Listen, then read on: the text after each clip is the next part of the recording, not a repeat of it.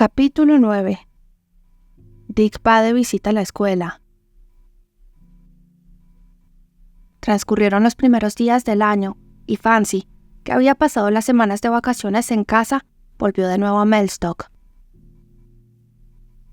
Cada minuto libre de la semana que siguió a su regreso, lo empleó Dick en pasar como quien no quiere la cosa por delante de la escuela, en sus idas y venidas por el vecindario, pero ni una sola vez consiguió verla. Su madre había encontrado providencialmente un pañuelo de la joven mientras limpiaba la casa, el día siguiente de la fiesta, y Dick, con muchas artimañas, la convenció de que se lo diera para devolvérselo a su dueña en algún momento cuando pasara por la escuela. Sin embargo, aplazó la medida extrema de presentarse con el pañuelo, por miedo a que si ella de verdad no sentía ningún interés por él, su visita pareciera ligeramente absurda. Se adivinara la razón y el sentido del ridículo, que era muy acusado en la muchacha, acabara dañando gravemente su dignidad a ojos de ella. Y es que la opinión que Fancy tuviera de él, incluso al margen de su afecto, lo era ahora todo para Dick. Pero llegó la hora en que la paciencia del amor a los 21 años no resiste más.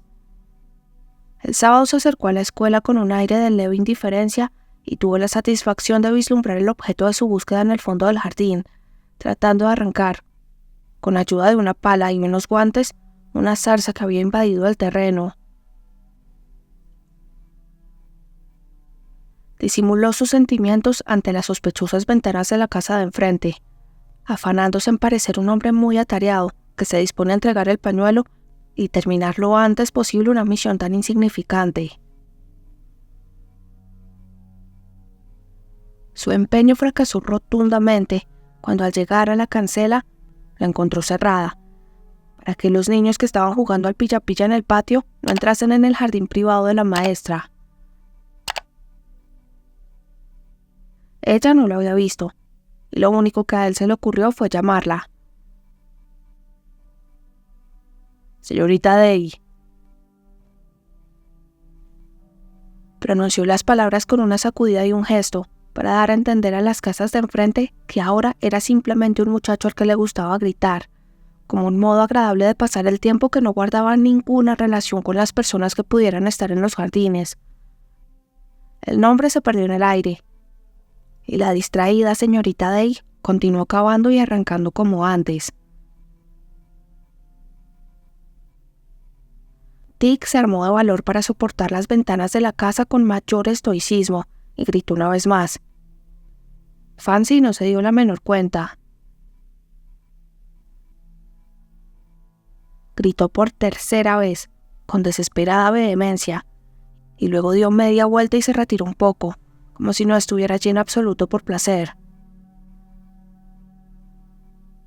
Esta vez ella lo oyó. Cruzó el jardín y entró en la escuela por detrás.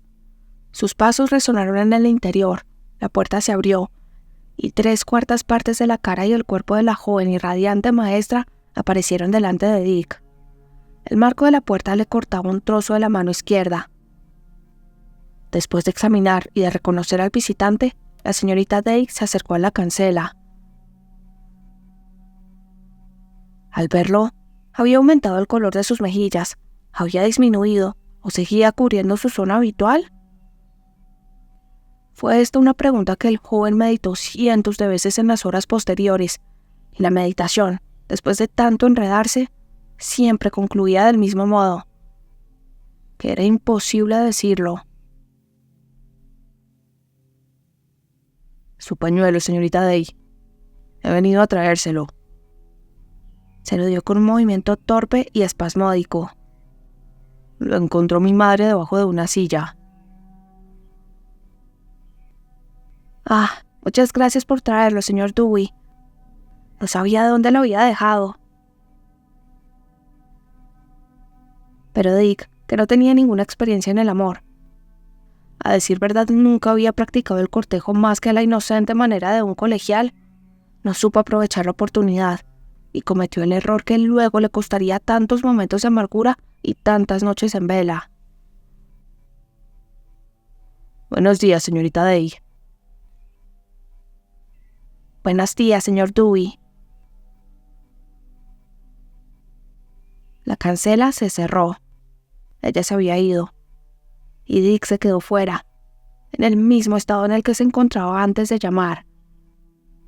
Naturalmente, el ángel no tenía la culpa, pues una joven que vivía sola no podía invitarlo a entrar en su casa a menos que lo conociera mejor, aunque tendría que haberla retenido un momento antes de caer en la torpeza de esa fatídica despedida. Lamentó no haber pensado mejor, antes de su llegada, en el placer que le producía el hecho de estar a punto de llegar. Y se marchó,